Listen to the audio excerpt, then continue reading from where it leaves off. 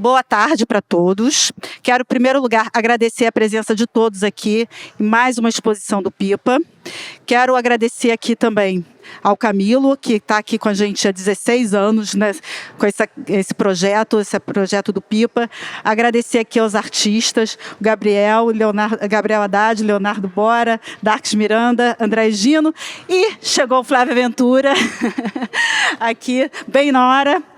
E então quero agradecer a vocês, aos artistas, e parabenizar a vocês por terem feito essa exposição linda.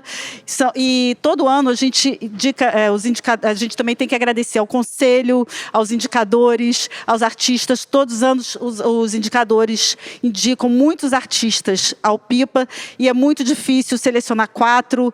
Temos aqui na presença artistas que já foram indicados, que foram ótimos. Infelizmente, não dá para a gente premiar todo mundo, embora a gente tenta premiar com o PIPA Online, divulgando os artistas pelo mundo. Quero também, e a exposição, nós estamos com 2 exposições, a do Prêmio PIPA e a do Instituto PIPA, que é um recorte na coleção do Instituto PIPA, que o nome é Poéticas do Ruído, que foi criada aqui pela nossa querida Alexia Karpelovski, que trabalha há vários anos conosco. E agradecer também mais uma vez ao Camilo pela generosidade de apoiar a Alexia, mentorando na exposição. Agradecer a todo mundo aqui do Passo, a equipe do PIPA, equipe de montagem, a Next Step, que dá o apoio, também a designer que não está aqui, a Carla Marins, que ajudou nas 2 exposições, que está com a gente há 16 anos.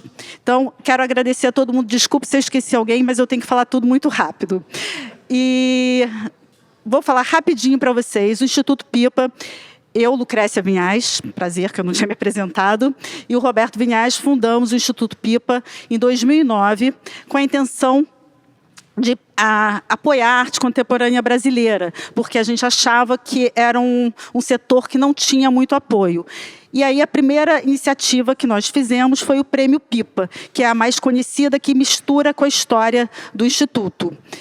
Mas o Instituto tem outras ações, e o próprio Prêmio PIPA e tudo se tornou uma plataforma de arte, onde pesquisadores, curadores pesquisam sobre a arte contemporânea brasileira, e onde em dia a gente tem aproximadamente 750 artistas, e no nosso site vocês encontram vídeos, entrevistas, os trabalhos deles são mini sites dos artistas dentro do site, e a gente pede aos artistas que mantenham isso atualizado para ajudar nessa documentação para pesquisa.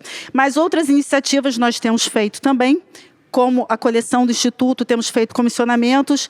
E, em 2019, nós fizemos uma parceria, a gente fez um braço internacional do PIPA para ajudar a levar o PIPA mais para fora do Brasil. E aí criamos a The PIPA Foundation.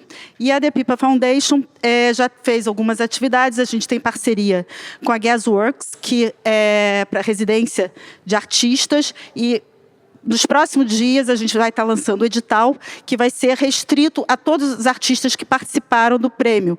Como são 750, então é quase uma chamada aberta. E temos também uma parceria com a University of Arts London, que é o Chelsea College, para fazer residência para jovens curadores, que também vamos lançar em breve o edital para o ano que vem.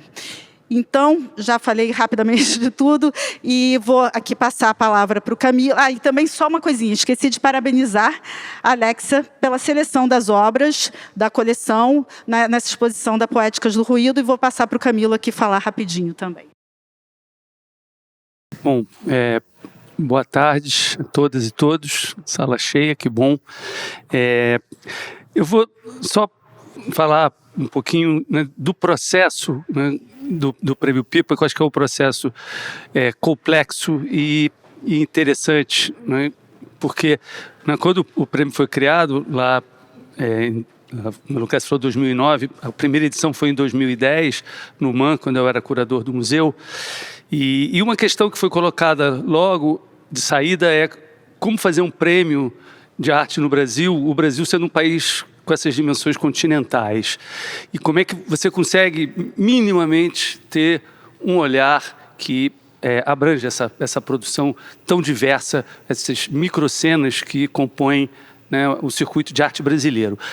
Fazer um edital aberto ia ser um problema, porque a gente não tinha mão de obra para receber 6 mil, 5 mil, que é o que na época a Funarte fazia algumas coisas nessa direção, e, de fato, é uma coisa que precisa de uma envergadura de uma instituição pública, né? Uma iniciativa, né, independente, né, de uma ONG cultural, né, o núcleo de trabalho é pequeno, então não dava.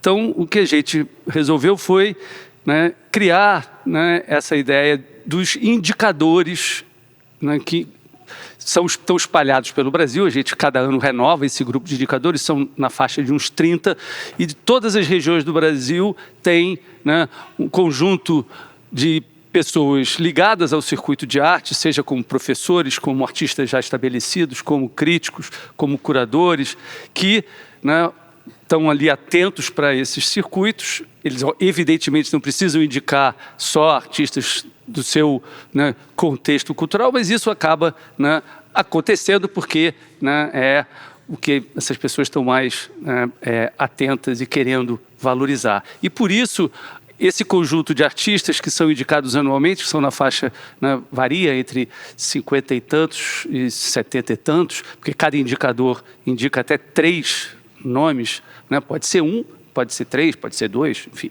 Mas geralmente indicam os 3, né? E aí compõe esse núcleo, né, maior dos artistas indicados. É esse núcleo que tem os 700 e tantos nesses 16 anos, que cada um tem uma página, né, no site do prêmio, e que vem acontecendo de fato como uma plataforma, né, importante de pesquisa, é bilíngue. Então muitos pesquisadores, curadores, pessoas interessadas, colecionadores, tanto brasileiros como internacionais, olham muito esse site. Isso eu sei porque eu viajo e em qualquer canto, quando eu falo na minha relação com o Pipa, que bom, já olhei para uma pesquisa que eu fiz de um projeto curatorial, enfim, eu vi isso do Japão à Argentina. Então, é de fato muito, muito olhado, por isso que é importante os artistas estarem sempre mandando coisas e alimentando, né, esse site com os trabalhos mais recentes, né? E, né, a partir desse núcleo, que é, né, esse bojo, né, de 60, 70, né, o Conselho do Pipa escolhe os 4 premiados. E esse fato de serem 4, no começo era só 1, passou a ser 4, também tem a ver com o fato dessa dimensão, né, tão ampla, né, geográfica e poeticamente da produção brasileira. Escolher só 1 era muito cruel. Com 4 você consegue dar conta, eu acho, né, de termos relevantes da produção a cada ano, termos poéticos, termos históricos, termos políticos, que devem ser, né, contemplados, têm a sua, né, relevância para apontar, para fazer um diagnóstico, uma cartografia do que está acontecendo. Então, isso eu acho que é muito importante com os 4, né, nomes. No caso aqui tem uma dupla, né, Leonardo e Gabriel, mas é uma dupla que compõe um, né? E isso mostra o quanto, né, o trabalho, né, do Pipa é de tentar, a cada ano, né, fazer um retrato, né, do que está ali acontecendo de mais relevante, seja o conjunto de artistas indicados, seja com os 4 premiados. E esse ano a gente teve, né, mais uma vez a sorte, né, de ter 4 artistas muitíssimo interessantes, muito, né, diferentes entre si, complementares entre si, que dão conta do que está acontecendo, né, no circuito brasileiro. Vai, né, da Flávia, que é um trabalho, né, que usa a linguagem pictórica, né, como a linguagem, digamos assim, né, determinante para o trabalho, né, o Leonardo e o Gabriel, que vem nessa interseção, né, entre as instituições de arte, a instituição do carnaval, a rua, o museu, né, a produção experimental e essa produção ritualística que é a do carnaval, que tem esse contato tão estreito, tão direto, tão forte com a cultura brasileira, e é muito importante que isso esteja dentro da cena, né, contemporânea, que tradicionalmente tem se mantido tão blindada e tão fechada para as manifestações populares. Então é muito importante que isso esteja acontecendo, que o Prêmio Pipa possa estar, né, contemplando também esse tipo de produção. A Darks, que está ali, que vem também do audiovisual, vem do cinema, né, e trabalha nessa confluência, né, de linguagens, vai do audiovisual para a cerâmica, do trabalho mais, né, conceitual para o trabalho visual, para o trabalho manual, tudo isso, né, alimentado por uma fabulação, né, muito rica entre o vegetal e o monstruoso, digamos assim, né? E, por fim, né, a Andréia Gino, artista, professora, então, essa, né, interface, né, do trabalho pedagógico, do trabalho poético, do trabalho da imaginação, do trabalho do ensino, está tão presente nessa poética dela, nas esculturas em que ela se apropria, né, do material das salas. Esse material das salas que, de uma maneira geral, tem um papel meio que de disciplinador do corpo, né, em que o corpo fica todo ali, né, inserido, né, nas carteiras, enfim, com esse, né, essa mobilidade restrita, a maneira de escrever, e ela se apropria disso com humor, com graça, né, com uma certa liberdade. Eu acho que é um trabalho muito importante que vem desse lugar da pedagogia sem querer, né, fazer nenhum tipo de ilustração, mas joga com humor, joga com uma certa graça, com uma dimensão lúdica, que é muito bom. Então, eu acho que isso dá um pouco, né, a linha geral do prêmio, que se pauta, né, na diversidade e na qualidade. Uma combinação tão difícil de encontrar, né, essa sintonia entre diversidade e qualidade, mas que eu acho que é o grande esforço e é o que a gente tem tentado fazer ao longo destes 16 anos. Então, vou passar aqui para... Só um minuto. Antes dos artistas começarem a falar, eu vou pedir para a Alexa falar rapidinho sobre a Poéticas do Ruído, que é a outra exposição que a gente tem aqui. Perfeito. E depois a gente deixa os artistas. Vem aqui, Alexa. Alexa Karpilovski. Oi, gente. Boa tarde. Vou ser bem breve. Bom, queria primeiro agradecer pela oportunidade de fazer essa exposição e pela confiança também que o Instituto, o Camilo, o Roberto, a Lucrécia me deram essa oportunidade. Bom, a Poéticas do Ruído é uma exposição a partir da coleção do Instituto Pipa. Então, são 15 artistas que compõem a história do Prêmio Pipa. O recorte, eu pensei no ruído como uma ferramenta, né, como algo que rompe e que faz lembrar. Então, são obras que tratam do ruído tanto de forma gráfica, com sobreposições, com recortes, colando por cima, com tecido, com costura, tanto o ruído na narrativa. Então, pensar o que nunca foi escrito e o que foi apagado. Então, foi por aí que eu pensei e animada para ver os artistas. Obrigada. Agora, mais uma vez, quero agradecer aos artistas por dar essa oportunidade de estar aqui, disponibilizarem, e dar parabéns a vocês pela bela exposição e que ficou tão harmônica, vocês todos juntos. Agora, a gente vai por ordem alfabética ou vai por aqui? Então, vamos, Flávia. Então, a Flávia Ventura. Para eu falar sobre o que você quiser. Livre. Tá bom. Os 5 minutos livre. 5 a minutos única livre. coisa, a restrição é o tempo. Tá. Se der 5 minutos, vocês me cortam. Gente, boa tarde. Estou muito feliz de estar aqui. Amo o Rio de Janeiro, só para constar. Eu adoro o Rio de Janeiro. Adoro qualquer oportunidade de vir para cá. Eu sou mineira, moro em São Paulo, mas adoro vir para o Rio. Eu quero começar dizendo que eu acho que o prêmio vem num lugar muito importante para mim, porque eu sou sobrevivente de algumas violências de gênero que, ao longo da minha vida, quase me mataram. Eu sou sobrevivente de um relacionamento abusivo que quase me matou, e na época que isso aconteceu, há mais ou menos uns 5, 6 anos atrás, eu pesquisava o corpo em movimento. Então, eu tinha uma pesquisa em Belo Horizonte que era muito desse corpo, assim, do efêmero. Eu tinha uns amigos da dança, a gente ia para a rua, eles começavam a dançar, eu desenhava eles no muro, dançando, aquele corpo meio abstrato, meio em movimento. Mas quando eu tive esse trauma, eu adoeci muito. E aí foi quando eu parei, meu corpo parou, e esse trabalho em movimento ele não fazia mais sentido para mim. E aí eu fiquei 1 ano tentando sobreviver, tentar voltar à vida, cabelo caindo, adoecido completamente. E aí, depois desse 1 ano, assim, treinando respiração, eu recorri a tudo que vocês puderem imaginar na vida, assim.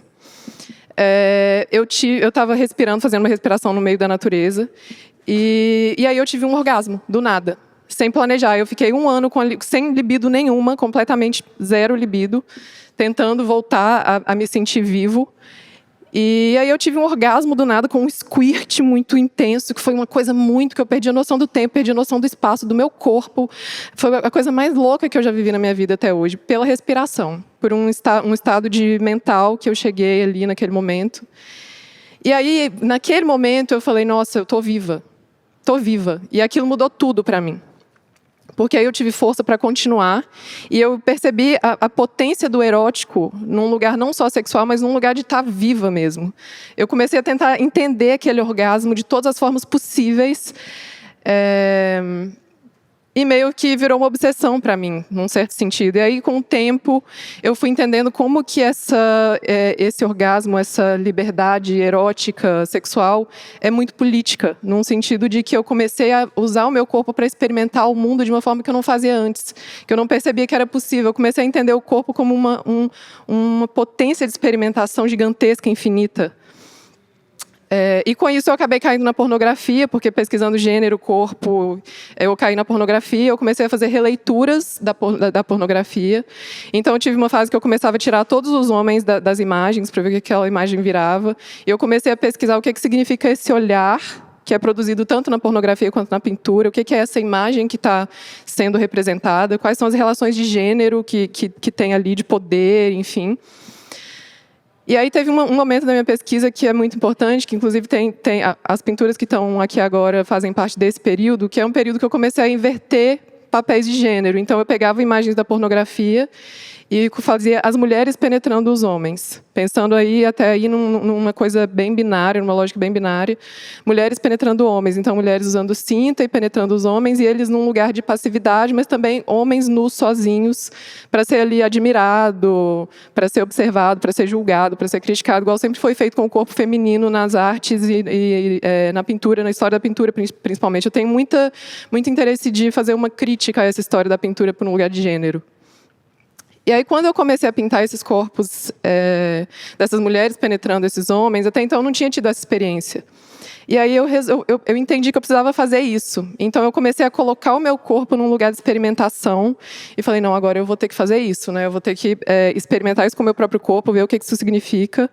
E tudo que eu comecei a pintar desde então está muito nesse lugar da experimentação do meu próprio corpo. Então, para mim, meu trabalho tem muita relação de corpo, que para mim é até uma pintura que é até performática, porque chega um momento que eu não sei mais se eu estou num ato sexual, se eu estou pintando, eu não consigo mais diferenciar, porque para mim é a mesma coisa, no sentido de estar experimentando o mundo. Já deu 5? Tá bom. E agora eu estou numa fase da pesquisa que eu estou pensando... Então, assim, eu sempre tive muito interesse na penetração, o que significa, num lado psicológico também, o que significa penetrar, se deixar penetrar, querer ou não penetrar, o que isso tem a ver com as ideias de corpo e gênero. E com o tempo que eu fui fazendo todas essas coisas com o meu próprio corpo, eu fui começando a desfazer as minhas bordas. Então, a minha pintura tem uma certa abstração por causa disso também. Que aí eu comecei a pensar nesse corpo que já está caindo para uma não-binaridade, que está questionando o seu lugar de gênero, que está tendo uma incerteza sobre si mesmo. Acho que é sobre um processo de autodesconhecimento desse corpo, que está aberto para o mistério dele mesmo, para o desconhecido dele mesmo. Acho que isso é muito, muito importante num sentido de enfrentar as violências, que eu acho que todas essas violências estão conectadas, a violência ambiental, a violência de raça, tudo isso está conectado. Então, acho que o meu trabalho hoje é muito sobre um processo de autodesconhecimento e de convidar as pessoas a se abrirem para as próprias barreiras borradas, questionar as coisas que estão definidas sobre elas mesmas. Então, acho que esse prêmio vem num lugar de muita felicidade para mim, porque eu penso sobre tudo que eu passei, a minha trajetória, de não ter desistido, de ter ficado tentando entender, enfim, e sentir que valeu a pena tudo isso, que valeu a pena ter continuado, ter feito tudo isso, porque eu acho que para mim hoje a minha experiência individual já não é mais tão importante. Eu trouxe ela aqui para contextualizar, mas vocês podem ver, no site do Pipa eu não falo nada sobre isso, nenhuma entrevista que eu gravei para o Pipa eu falo nada sobre isso. porque eu comecei a levar para um lugar mais coletivo e político. Então, eu vou muito em Preciado, por exemplo, que é a minha principal referência. Enfim, deu 5 minutos. Mas, muito obrigada, estou muito feliz. Obrigada, Instituto Pipa. Valeu, gente. Então, agora a dupla, Leonardo e Gabriel. Vai ser 5 minutos? Isso que eu queria saber. Não, vocês podem um pouquinho, né?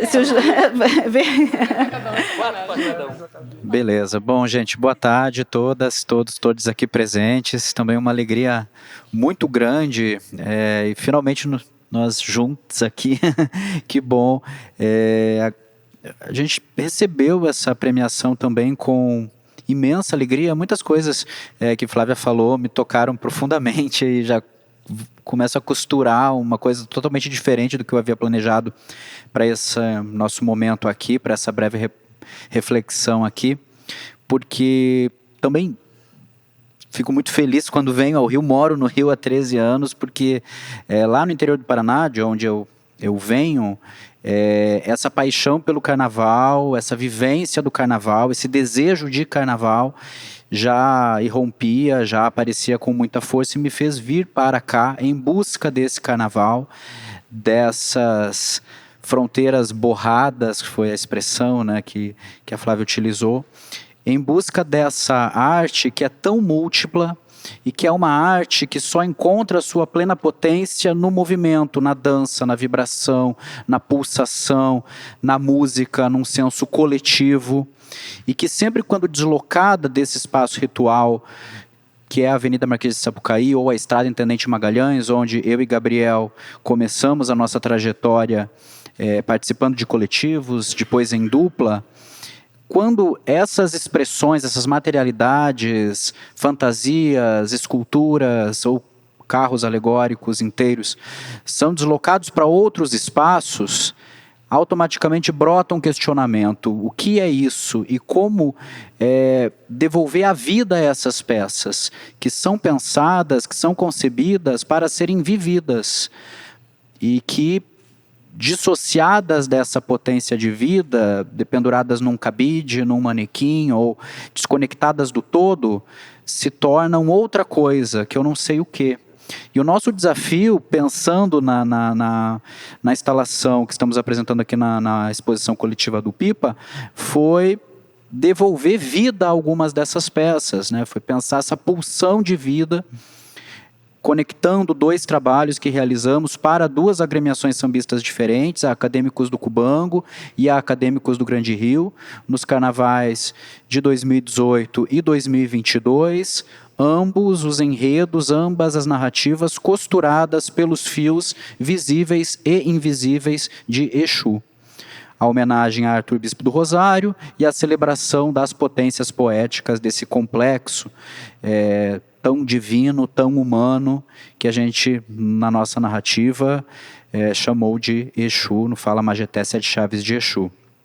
Então foi um movimento muito interessante, muito movido por essa alegria infinita que o carnaval nos proporciona, que os fazeres carnavalescos nos proporcionam, e penso que é fundamental aqui destacar essa dimensão coletiva desses trabalhos. São trabalhos que falam do movimento, dos atravessamentos, dos não acabamentos, que se deslocam por tempos e espaços múltiplos e circulares e que passam por muitas mãos, que são produtos de fazeres, de saberes que são transmitidos, no mais das vezes oralmente, tecnologias que habitam espaços como os barracões, os ateliês, as ruas, e que, de alguma forma, definem, ainda que seja difícil pensar em alguma definição, o nosso fazer artístico. E destacar também o quão importante é um prêmio de arte contemporânea olhar para as artes carnavalescas enquanto arte contemporânea. Uma questão que para nós nunca existiu e que, no entanto, como o Camilo bem colocou, sempre esteve posta nesse tabuleiro, neste cenário das artes brasileiras. Então, só temos a agradecer a todos que nos premiaram, que nos indicaram, que acompanharam a montagem, Alexia, Patrícia, Lucrécia, Camilo e todo mundo aqui ao passo, as agremiações pelas quais já passamos, Mocidade Unida de Santa Marta, Acadêmicos do Sossego, Acadêmicos do Cubango, Acadêmicos do Grande Rio, agora Unidos de Vila Isabel, todas as pessoas que colaboraram para a montagem da instalação e que trabalharam em colaboração conosco ao longo dessa trajetória, sempre em movimento. Obrigado, Laroyer. Vamos lá, Gabriel.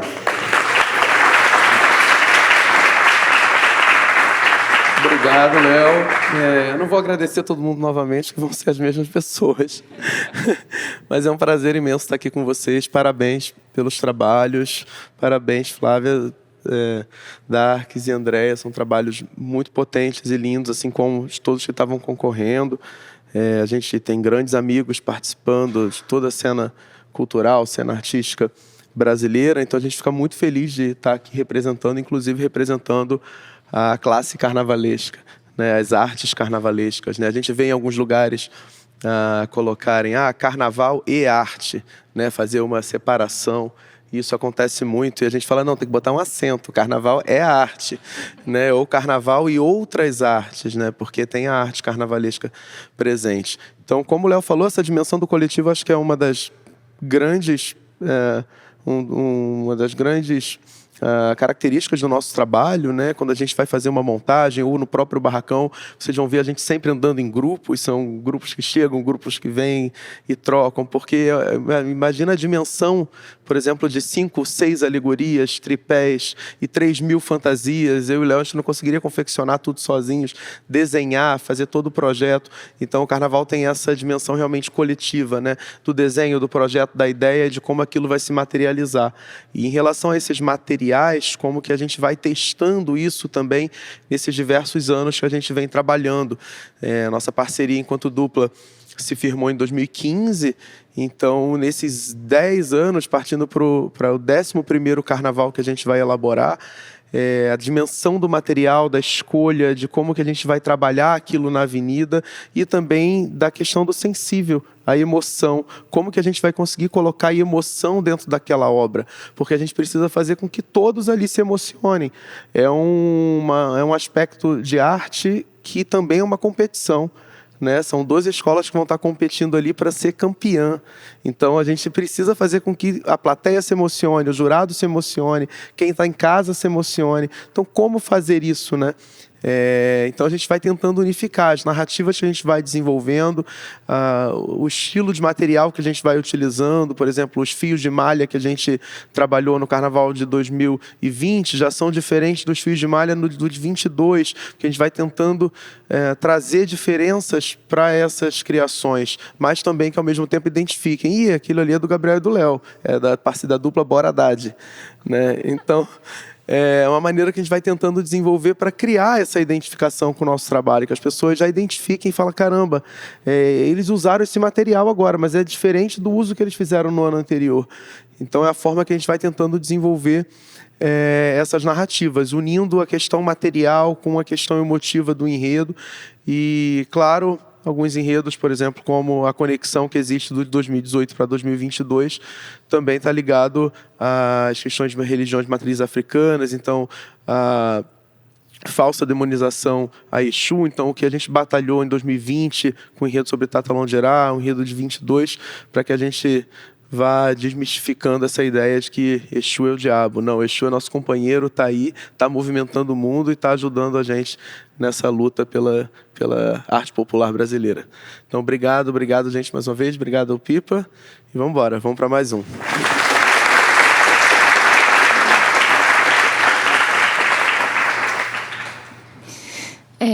Boa tarde, todo mundo. Bom, prazer estar aqui também. Enfim, quero agradecer ao Instituto, o pessoal que trabalhou aí para montar a exposição, Patrícia, maravilhosa, Carla, Lucrécia, Alexia, e aos companheiros aqui de exposição. Me sinto muito honrada assim, de estar compartilhando esse momento com vocês.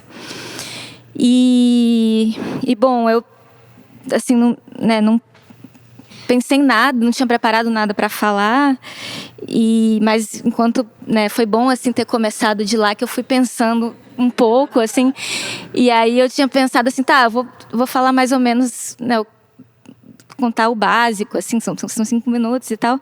Mas aí, né, Flávia falou e Léo falou. E aí, quando o Léo falou assim, a fala da Flávia me fez falar outra coisa. E aí, ouvir Léo também, acho que me fez querer, enfim, falar um pouco diferente, assim, né? Mas, bom, eu sou Darks Miranda, sou de Fortaleza, Ceará, moro há muito tempo no Rio de Janeiro, há 20 anos. Eu vim para o Rio de Janeiro para estudar cinema, estudei em Niterói, na UF, morei em Niterói um tempão, depois vim morar no Rio, enfim, morei em vários lugares no Rio. E comecei a trabalhar com cinema, com montagem, edição de vídeo.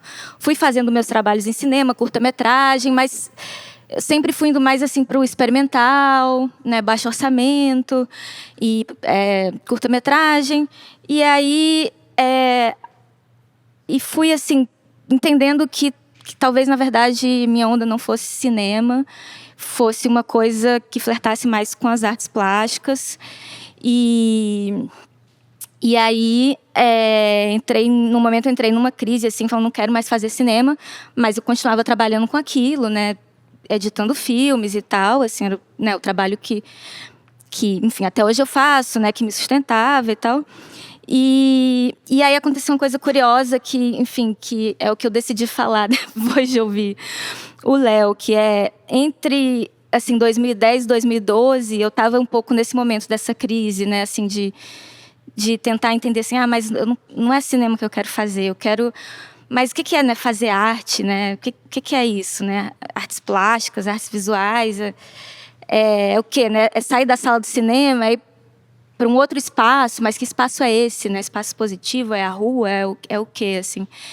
E aí eu tive 2 conversas oraculares, assim, muito curiosas. Uma foi com um amigo que é René Guerra, que mora em São Paulo. E ele tirou um tarô para mim. E a gente conversou e tal, e falou assim, olha, eu acho que você vai mexer com barro. Isso em 2012. Aí eu falei... barro? Mas assim, tipo, eu nunca tinha feito nada manual, não era uma pessoa assim, né? Desculpa, né? Não era uma pessoa, assim, das manualidades, tipo, zero, assim, nada. Era, tipo, trabalhava no computador, cinema, edição, nerd, assim. Aí eu falei, nossa, que viagem, né? Tá bom, tá. Aí, 2012, passou. Aí, ainda em 2012, eu fui passar final de ano em Fortaleza com a minha família. E eu estava nessa fase muito doida, sem saber para onde minha vida estava indo. Tinha terminado um relacionamento e tal. Aí eu fui jogar búzios com um pai de santo, que tava né, visitando todos os oráculos possíveis. E aí um pai de santo, né, de um terreiro que uma amiga frequentava. E aí ele, assim, era bem sério e tal. Aí ele falou, dentre outras coisas, falou assim, olha, você vai mexer com carnaval. E eu falei assim, gente, carnaval, mas assim, minha adolescência inteira eu era assim, roqueira, gótica, tipo assim, não gostava de samba, tipo, eu falei assim, gente, carnaval, nada a ver, né? Tipo assim, aí, tempo passa. Aí quando eu vejo, sei lá, não tão longe assim, mas tipo assim, 2013, 2014, 2015, começo a me interessar pela história da Carmen Miranda, pela figura, mas pensar num lado meio de fantasmagoria, né, de uma Carmen Miranda assim, desse lado meio drag dela mesmo, né, queer e sei lá, uma coisa meio alien, fantasmagórica, monstruosa, sei lá, fui levando para esse lado assim.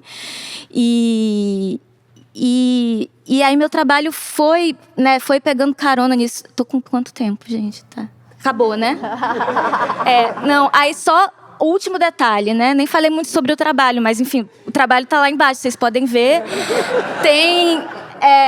o site do Prêmio Pipa, tem várias fotos, tem entrevista que eu conto melhor sobre o trabalho, enfim. Mas aí... e aí, assim, na verdade, eu gosto muito de assistir escola de samba, né? Sempre gostei, assim, na TV, acho enfim, um evento belíssimo, maravilhoso. E aí, assim, né, depois que vim para o Rio e tal, comecei a ver os carros alegóricos, né, na Presidente Vargas. E, para mim, aquilo, assim, é o suprassumo da escultura, assim, né? Enfim, em algum momento fui chegando na escultura, comecei a fazer cerâmica também, tipo, ou seja, fui mexer com barro. Meu amigo do tarô estava certo, acabei indo mexer com barro. E essa semana a gente estava na montagem, aí virei para o Gabriel e falei assim: olha só, eu sou muito fã de carro alegórico, para mim, assim, são as coisas mais lindas do mundo. Posso ir trabalhar com vocês? Ou seja, gente, vou trabalhar com carnaval. Os oráculos estão...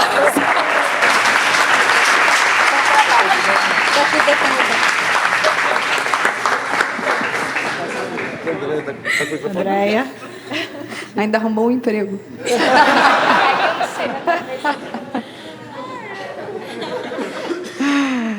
Boa tarde, pessoal. Eu acho que hoje eu só preciso agradecer. Não tenho muito o que dizer. O trabalho, como a Darks falou, tá lá. Eu falo pra caramba, tem vários vídeos meus na internet, então dá pra ver também outras coisas. Mas, lembrando aqui, quando eu recebi o prêmio, eu fiquei muito emocionada, porque eu não imaginava isso. Vou chorar. Eu não sou de chorar.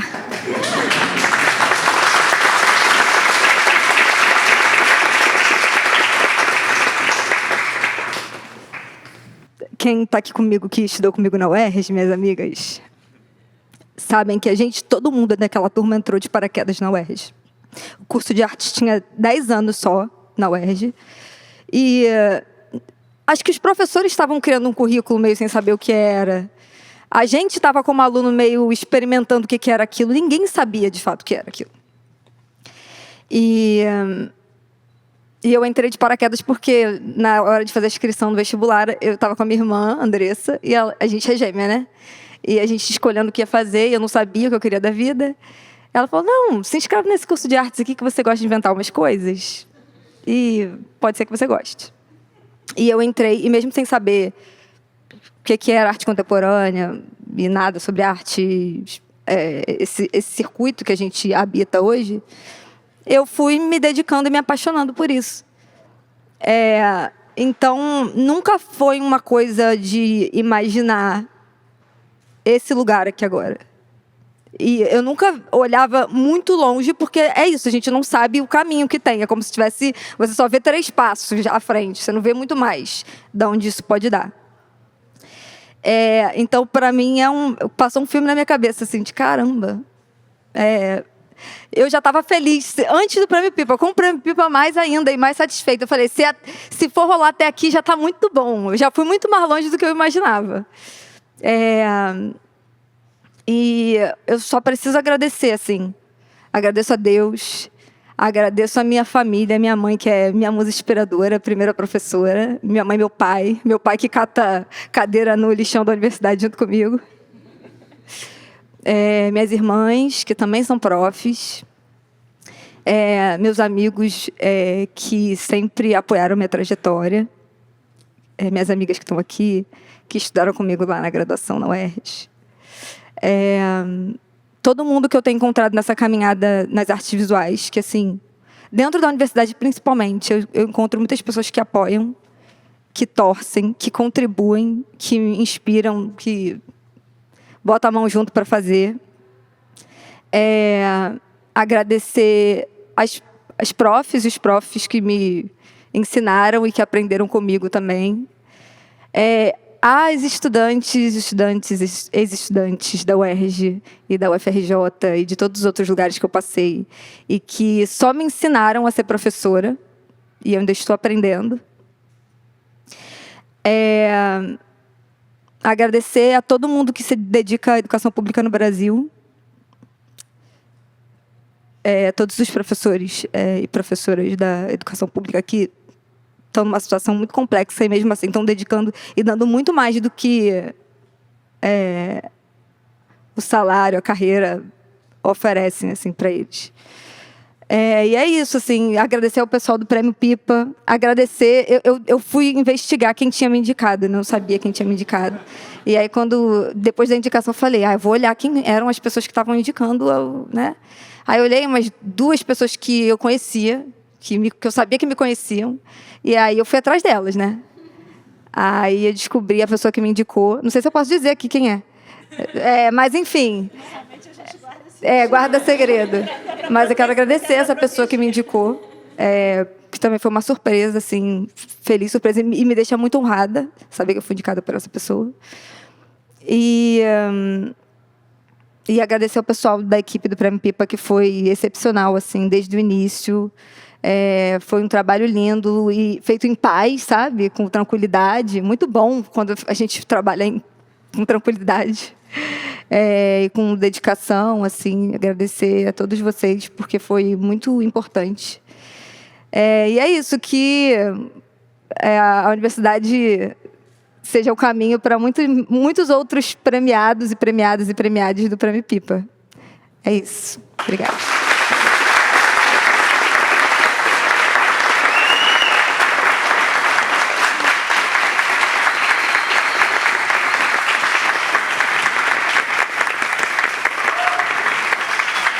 Isso que você agradece. Andréia, isso que você agradeceu da gente, a gente agradece a vocês, porque não é todo ano que a gente pega um grupo tão bom de trabalhar.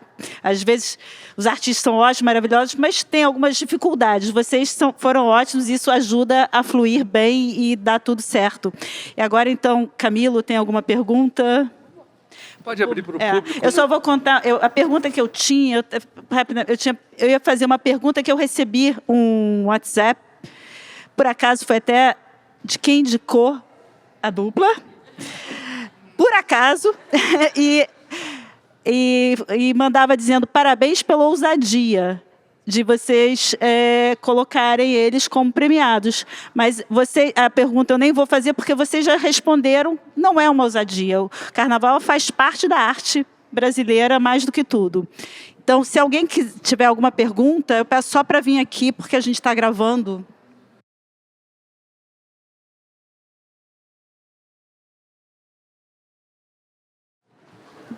Oi, boa tarde. A pergunta é para a Flávia sobre o processo.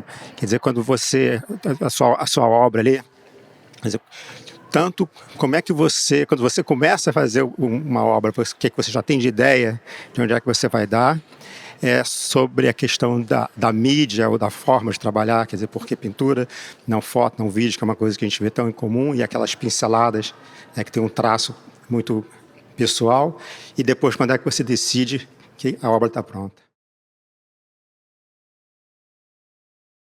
Obrigada pela pergunta. Decidem por mim quando a obra está pronta, que é quando eu preciso fazer ela, colocar ela em exposição.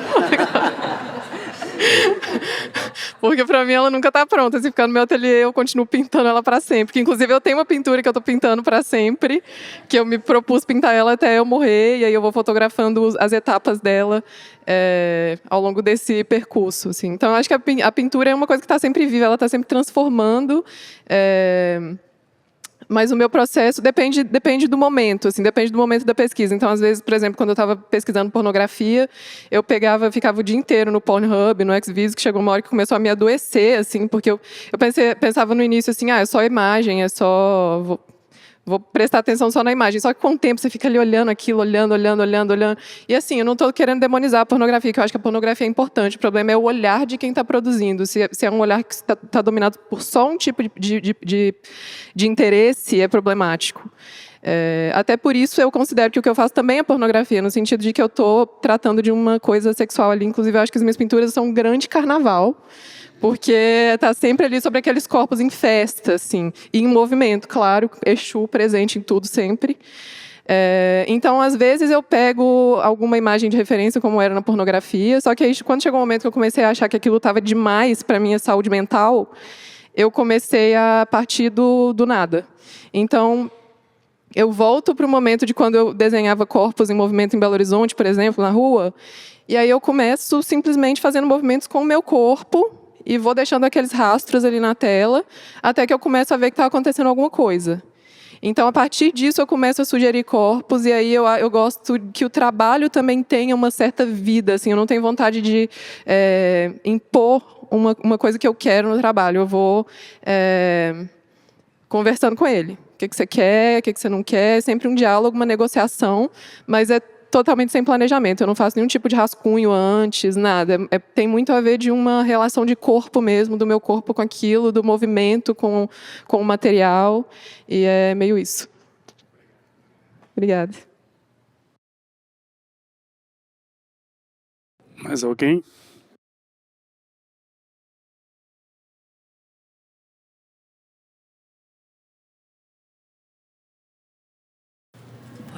Boa tarde, todo mundo.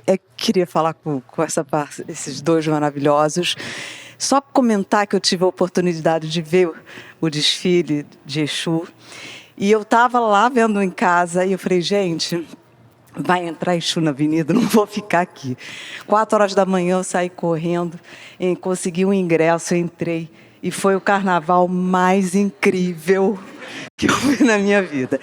Os pelos do braço arrepiaram do início ao fim. Foi uma coisa absurda.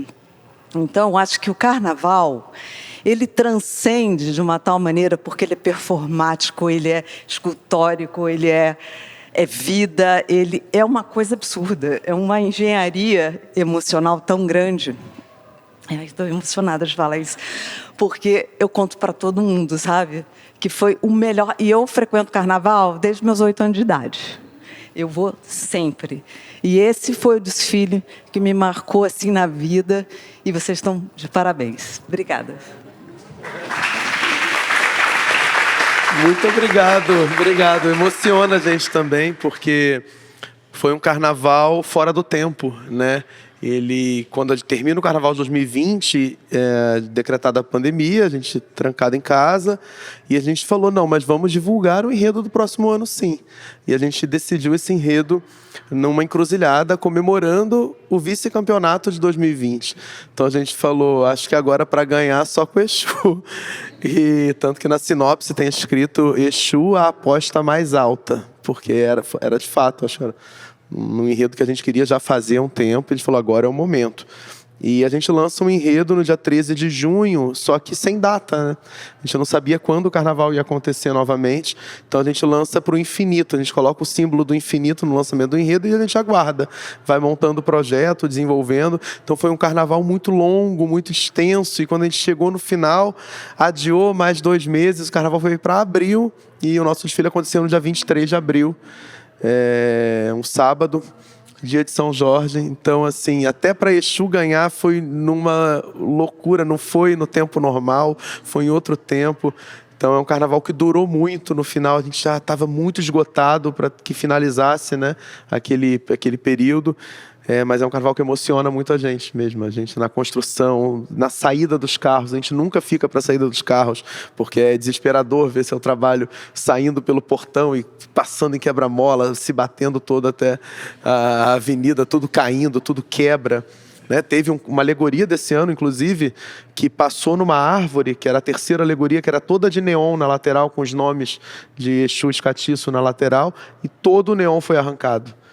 Porque foi uma árvore que não foi podada. Então, o carro foi remontado ali de 5 da manhã, só terminou 9 da noite, e a gente entrava na avenida perto das 4h30, 5 da manhã. Então, assim, é sempre um trauma. Então, esse carnaval ele marcou muito por isso. Era sempre algo que trazia emoção para a gente naquele momento. E aí, quando a escola foi entrar na avenida, foi uma paz.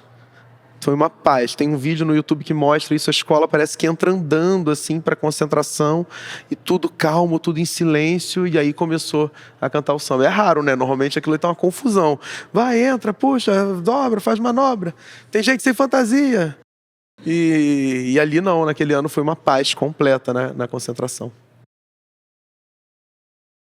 Também só agradecer o Gabriel falando, a gente viaja nas memórias e é um desfile que não terminou, porque assim como a Flávia falou, quando o trabalho fica pronto, eu acho que nunca, mas ele tem que desfilar, então quando a escola entra na avenida a gente dá ele por pronto, ainda que a gente possa retrabalhar tudo isso em outros momentos, em outros espaços, em outros tempos, mas é um trabalho que tem uma dimensão rumo ao infinito mesmo, sem fim.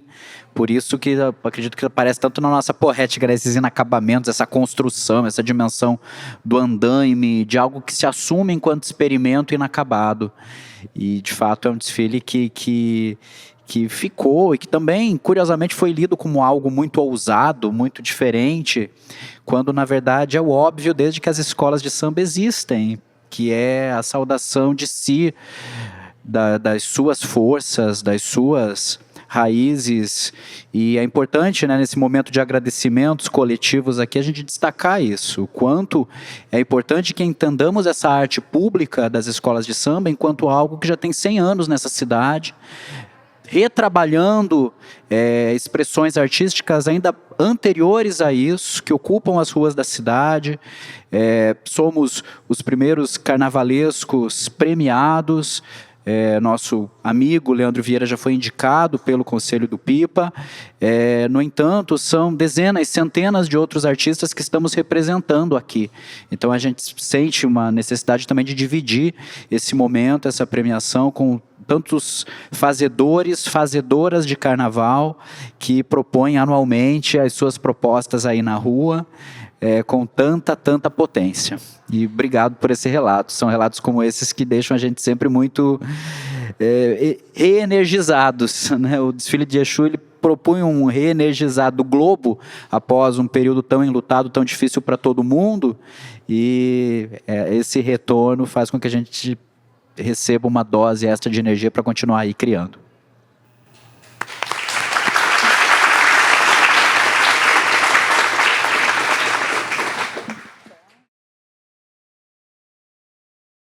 Ainda tem um tempinho, se alguém quiser, senão a gente vai lá para curtir. Quer falar alguma coisa, Camilo?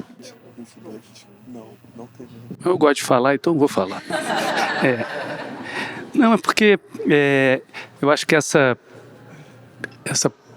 digamos assim, essa premiação, né, de uma dupla carnavalesca, isso remete muito também a uma história da arte, né? Se a gente for pensar, né, o Heitor dos Prazeres, que vocês... Né, Próximo.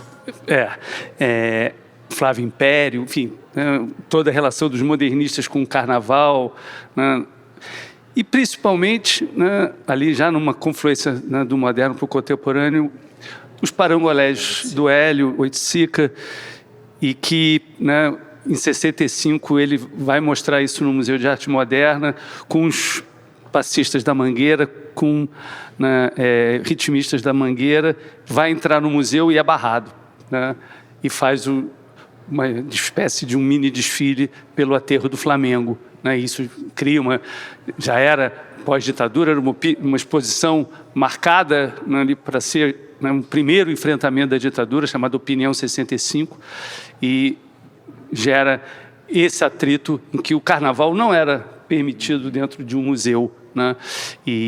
Mas ele não se deu por rogado, o Hélio Oiticica não era um cara de abaixar a crina, e fez o desfile pelo aterro, né? E isso depois, no dia seguinte, foi capa de vários jornais, e um galerista, na época, o Jean Boguit, dá uma declaração que eu acho bastante, né, inspirada, em que ele fala assim, olha, o Hélio Oiticica é o Flash Gordon, que era uma personagem de ficção científica, é o Flash Gordon nacional. Só que ele, em vez de atravessar, né, o espaço sideral, ele atravessa as classes sociais. E eu acho essa uma declaração muito inspirada.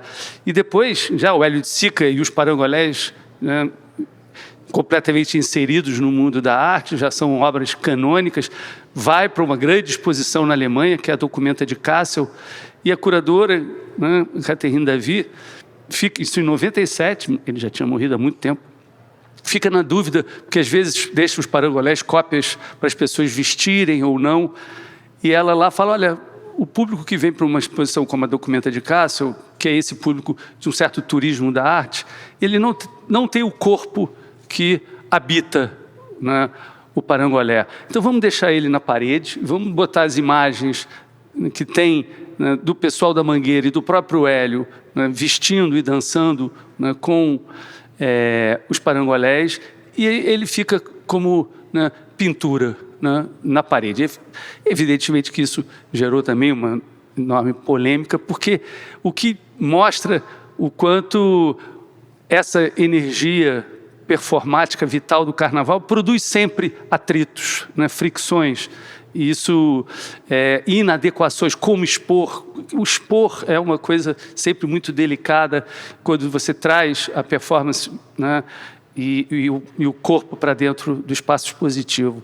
Então, é muito interessante, né, esse momento, né, de uns tempos para cá, em que todos os outros corpos que se viram, né, excluídos, né, do espaço das artes, estão entrando com o pé na porta, fazendo as coisas da maneira que tem que ser feita, que é o jeito que cada um faz, e isso produz essa inadequação poderosa, que são as exposições, né, quando elas dão voz e visibilidade para isso. Então, acho que isso é muito bom, ter essa turma toda aqui, que, né, tem essa energia, né, tão forte lá embaixo, né?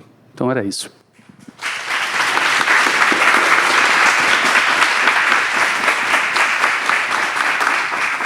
Eu tenho uma pergunta para Darks, pode ser? Eu comentei contigo lá embaixo sobre sobre a entrevista, sobre as formas das suas esculturas, né? Que é muito interessante a maneira como você vai criando e você olha de um lado, você vê a forma de um objeto, quando você olha de outro, você já não consegue mais identificar aquele que você olhou. E aí eu fiquei curioso com esse seu processo de criação. Como que ele acontece? Assim, você desenvolve um esboço ou ele vai acontecendo naturalmente e você já tem uma ideia quando você vai criar aquela forma, ou a escultura ela vai se transformando e mudando? Porque isso acontece muito com a gente. Quando a gente começa a fazer alguma coisa, na nossa cabeça vai mudando, vai alterando. Quando a gente vê, já é outra coisa que a gente apresenta. Então, eu faço muito pouco projeto, assim, quase nada. E, na verdade, eu sinto que o meu processo com escultura tem muito a ver com o meu processo também com filme, porque eu sempre trabalhei... Os meus filmes são muito filme de montagem, de ilha de edição, porque eu sempre trabalhei muito com material de arquivo, assim. E aí eu brinco, assim, que para mim é como se material de arquivo fosse um material escultórico também, e aí é muito processual também, né? Então, eu não... Por exemplo, com os filmes eu não tenho muito roteiro e tal. E com as esculturas é parecido, assim, eu não tenho projeto. Às vezes, assim, eu tenho uma ideia de uma forma. No caso, por exemplo, das cerâmicas, eu estou insistindo nessas formas de ovos, flores e vulcões, né? Então, assim, geralmente eu sei que vai ser uma das três. Mas, por exemplo, as flores surgiram... Na verdade, tanto os vulcões quanto as flores surgiram de ovos. Porque eu comecei a fazer os ovos de cerâmica, né, de barro, para queimar. E aí eu comecei a fazer muito grande. E aí eu estava começando a mexer com cerâmica, não tinha, né, muita técnica e tal. E aí ficava pesado, e aí eles iam caindo. E aí eles dobravam e tal. Então, as flores surgiram de um erro, né, dos ovos. Então, quase como se do ovo tivesse eclodido uma flor, assim. Então, tem muito essa coisa também de um erro do processo, né, que faz surgir uma forma nova, assim. E os vulcões também, às vezes o ovo ia ficando uma forma mais cônica e tal, e aí eu comecei a fazer os vulcões, e aí é isso, né? E é o processo, aí você vai... É uma conversa, né, com o trabalho, assim, porque isso é o trabalho, né, a vida do trabalho, o trabalho falando com você também, né? E aí E aí eu comecei a pensar, né, que sim, são 3 formas que têm a ver com, né, com vida, nascimento, né, do ovo ali vai sair alguma coisa, a flor, né, é um órgão reprodutivo de uma planta ali, e do vulcão vai ter uma erupção, então, né, as 3 formas têm uma ideia, assim, de...